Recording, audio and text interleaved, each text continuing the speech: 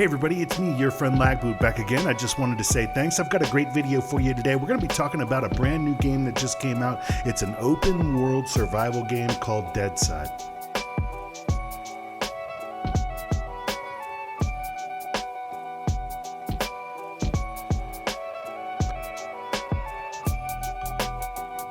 So Deadside is an open world survival game. It's very much modeled after one of my favorite games, DayZ. So I definitely have a very strong interest in this game. One thing you'll want to know right off the bat is this is a brand new early alpha release. So it is bare bones as it could be. There isn't a lot of guns or anything like that for you to get your hands on in this type of game. There's a lot of different things that we need to go over regarding this game before you consider making a purchase. So the first thing that you need to know is that the movement is a little bit clunky. So when you're moving perfectly straight in a straightforward line, it seems to run fairly good. It's a little bit choppy. When you start moving left to right and doing some strafing movements, it becomes very choppy. Now, I understand that back in the day, DayZ had a real problem with people serpentining so fast that you could never hit them with a shot. So I can definitely understand any sort of hesitance that they might have on allowing you to move quickly back and forth left and right. However, that does not excuse the amount of clunkiness that I feel and the chunkiness when you're trying to strafe. If they want to make a little pause and a slower little movement, but right now that would be fine, but right now it's a little bit choppy. So definitely a little bit choppy on the movement mechanics. Vaulting is definitely needs a little bit of work. You'll find yourself standing straight up just to climb up a little log, and then you're climbing up, and then it takes a second, and then you can move forward again. So definitely some issues with the movement within the game. I think second of all, we should talk a little bit about the graphics of the game. I think it's not super robust as far as the amount of settings that it allows you to do. Yes, the game looks fairly decent, but it is definitely not the graphics powerhouse that you would expect. This is a smaller dev team. This isn't a large dev team from what I understand. So what they've put together for this game so far is definitely decent.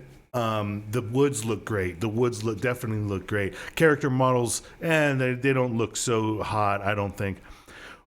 We talk a little bit about the comparison to DayZ. It's just going to come up over and over again. So let me get a couple things established. There's less of a map.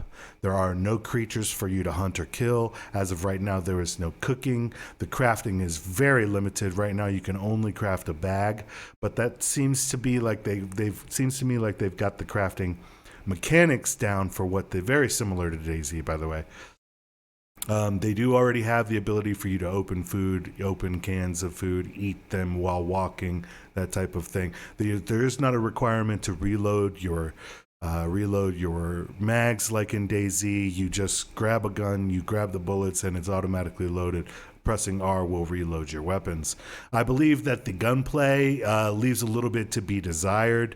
I feel like the desync is fairly accurate, but because you're shooting people there are no scopes or anything like that. It's a very limited amount of guns. You've got a long rifle, a couple shotguns, an MP5, and an AK that I was able to find within the game, and some in a couple different style of pistols. I think 3 different styles of pistols. It was very hard to shoot things with the shotgun on release. Shotgun was pretty much worthless. Melee was definitely more powerful than the shotgun originally. I think they have since patched that, and shotguns have been improved a little bit. So the map size is smaller than DayZ. There aren't as many assets in the world by far. Nothing that you can cook and eat. Those mechanics have not been put into the game. There aren't any medicine mechanics that I can think of. However, you can craft bandages. So you can craft different style bandages using using different things you can find in the world, vodka to make sterilized bandages. There are traders. You can find traders and upgrade your weapons using that. I think there are quite a few more games. I think the Car 98 is in there. Car 98. The Mosin is in the game. So all in all, there's definitely a lot in the game for now to start off with for a small dev team on launch. I believe that the game has a lot of potential to get better.